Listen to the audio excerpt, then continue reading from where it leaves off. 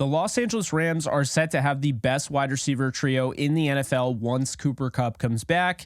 And you're going to want to hit that subscribe button, the like button, and comment if you agree or you want to see more content moving forward. So let's talk about it. And we're going to start right from the cuff here. Puka Nacua, right? The 5th round pick, wasn't even the first 5th round pick that the Rams made this past draft. And he has looked every bit what was advertised and then some in the offseason. I'm very impressed with him. I got to say, first off, did not expect this. Sean McVay doesn't play rookies early on in their careers like this at these skill position spots. But Puka Nacua, with Cooper Kupp getting hurt, might have gotten more of a boost and an opportunity than we would have thought. And furthermore, he has answered the bell and then some. 266 yards on 25 receptions. He's been targeted 35 times. So let's just take a moment to digest those numbers. 25 is the most receptions all time by a lot, actually, now. Most receptions all time in anyone's first 2 games at the receiver position. 35 targets is absolutely insane and is an NFL record in its own right. So 266 yards receiving. Cooper Kupp is out, so you don't have like the benefit of Cooper Kupp generating double teams and getting you open. He's had 133-yard average per game, 3 big plays, a 21-yard catch is his longest. So this guy's just really hit teams like a body blow over the middle of the field, near the sideline, and he's just really all over the place. His route running is beyond what you would expect a rookie to be, let alone a 5th rounder. And when you look at him, 111 yards after the catch, he's built to withstand the punishment. Now, I don't know how long this is going to last because, look, I'll say this right now. I think he's the real deal and proved it against some Hall of Fame talent in the 49ers defense. But my question remains his durability. We see him both games getting nicked up here with those hits. Eventually, you got to hope that he just, he's going to get used to them and he'll be able to fight through it. But that workload is going to have to probably go down. 25 receptions, he's felt the brunt of that, especially he's making plays over the middle. He's moving the chains. The 13 first downs would show that. So Nacua has been everything and then some to this Rams offense. And I have to say, that first game, feeling really good about the 119 yards, 10 catches. This game is the one that I think if you were a little bit skeptical he could repeat this. This game, I didn't expect him to do this. I really didn't. I thought Fred Warner and Dre Greenlaw, who I believe are the 2 best linebacker, it's the best linebacker duo in the league. They were outstanding. Against the Steelers. They've been outstanding, basically shutting down the middle of the field. However, Puka Nacua was still able to get his and then some. He was able to get his on the left side of the field, the middle, the right side of the field, short and intermediate. This is somebody that is going to be able to be utilized all over the field. And Matthew Stafford, the quarterback he is going to be able to get him involved. So this is a really good sign long-term for the Rams. He's 23 years old. They're going to have him for the long haul. And so I think right now, that's the guy that you really want to be, keeping an eye on. Can he keep this up? I think he can, as long as he stays healthy. So this is one of the big reasons why I believe this is the best trio in the NFL when Cooper Kupp comes back. But then we talk about Tutu Atwell.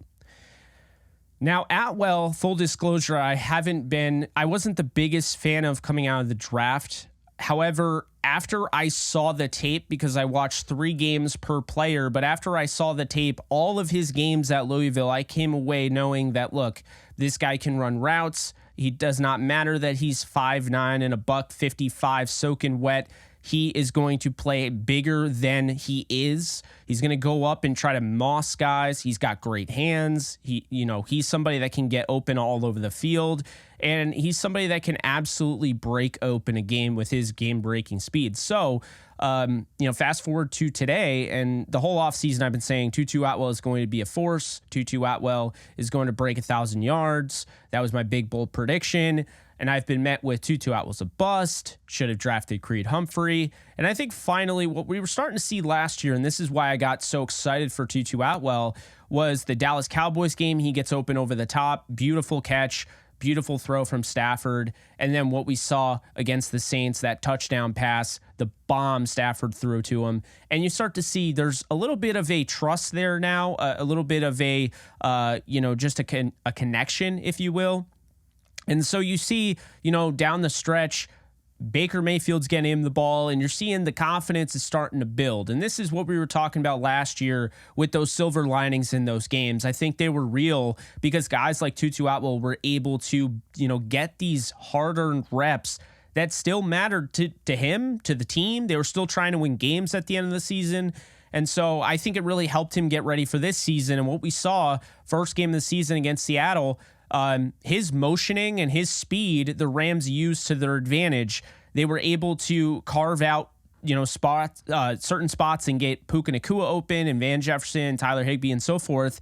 And that's how I see Tutu Atwell being used moving forward. But then week 2, Tutu Atwell is being used just like Tyreek Hill's being used in Miami. And while he might not be the receiver Tyreek Hill is, he's still having himself a pretty darn good season with 196 yards on 13 receptions, 17 targets in the first 2 games, and averaging 15.1 yards per reception. The thing that really stands out to me the most here is he doesn't have a ton of yards after the catch. He isn't going to break a lot of tackles. He's not built like Puka Nacua is. He's got 39 yards after the catch, but the thing that stands out to me has been Tutu Atwell, 12 first downs. Matthew Stafford, when he needs a first down, has gone to Tutu Atwell and Puka Nacua. 25 first downs they have accumulated over the last 2 games. The next guy is tied with Higbee and Kyren Williams at 3. So to let you know is that this isn't just a young wide receiver duo right now.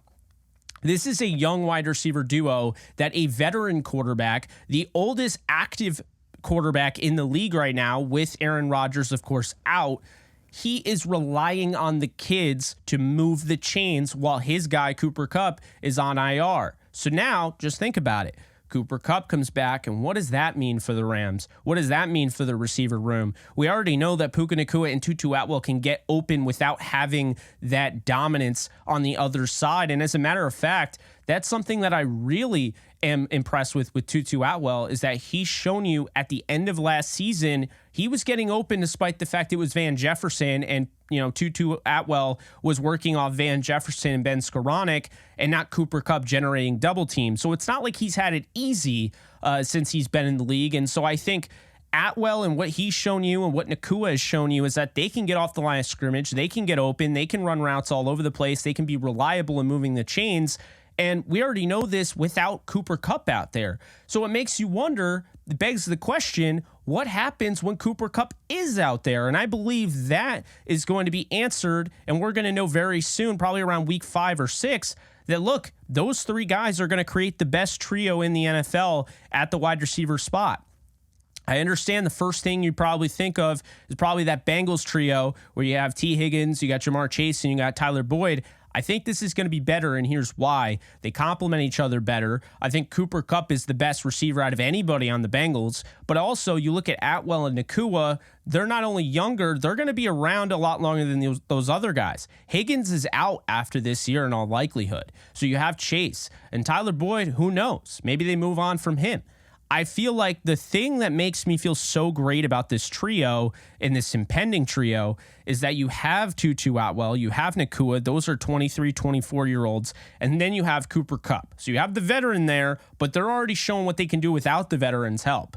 But when you have a guy like Cooper Kupp, who has the most yards all time in a single season when factoring in the postseason, and the second most in a single season behind Calvin Johnson, it's got to make you feel good. And I think moving forward, you see the way Kyren Williams has been used in the receiving game. Tyler Higbee, he started off slow. He's going to emerge, you have to imagine. And then who knows with Van Jefferson. But I just think that there's a lot to like here. I think this is why even after a loss, even after, the fact that it's not Victory Monday, you lose to the 49ers, you have to feel good if you're a Rams fan. You have to feel good coming out of this because now it wasn't a fluke. Neither was Nacua or Atwell. They were not a fluke, and you know what Cooper Kupp can do. So with Stafford being one of the best quarterbacks in all of football and having those 3, to throw to, you have to imagine this is going to be a nasty trio. So I am very excited for that reason. To be able to see these guys get open and so forth. I think all three are going over 1,000. I think Cooper Kupp is too good. It doesn't matter if he misses until week 7. I think he's got a shot at 1,000 yards. And I think Nacua is going over 1,000 right now. He's in the top 5. I mean, Stafford missed him by an eyelash on the big throw against Seattle. And I think if he hits him there, he's over 300 and probably leading the league in receiving. And then Tutu Atwell. I just love the way they're using him. Those motions that they use him in, just like Miami's using Tyreek Hill, get everybody open. It's not just working for Atwell to get him free releases, not even like he needs them, but those free releases are great. It's not just getting him open. It's not just sending him over the top. It's not just him, creating chaos in the secondary and the linebacker room and everything.